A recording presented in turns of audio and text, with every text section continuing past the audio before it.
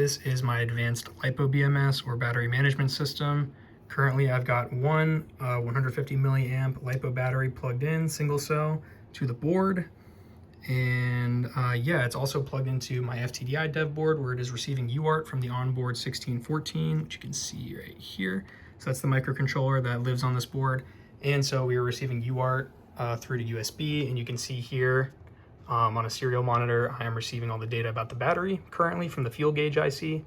And as you can see the battery capacity percentage, the current battery output voltage, the current draw across the sense resistor. And so these three stats are perfectly accurate.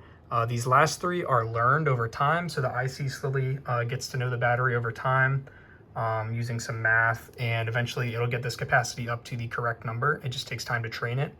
So these last three can kind of be ignored for now, but these three are perfectly accurate. And then this battery percentage is then taken by the MCU on the board, and then with this shift register here, which you can see, it'll control the LED outputs to basically tell you what percentage the battery's at, like give or take. So there's 8 LEDs total. Each is representative of about 12.5% of the total battery capacity. And so you can see we're at 3 right now because we are currently above 25%. So that's 3 LEDs, so 29 currently.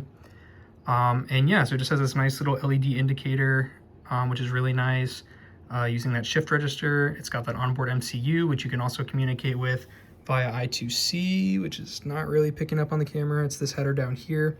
So it's on a separate I2C channel to the fuel gauge on the MCU.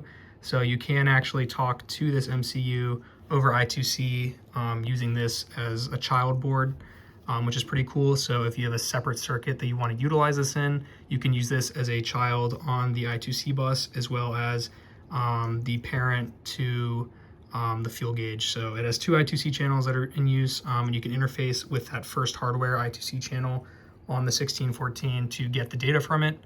And yeah, it has a battery on-off switch, as you can see as well, which just cuts power to the 1614, as well as the 3.3 volt output, which you can see is currently powering this load here, which is why we're at negative 21 milliamps being drawn across the sense resistor.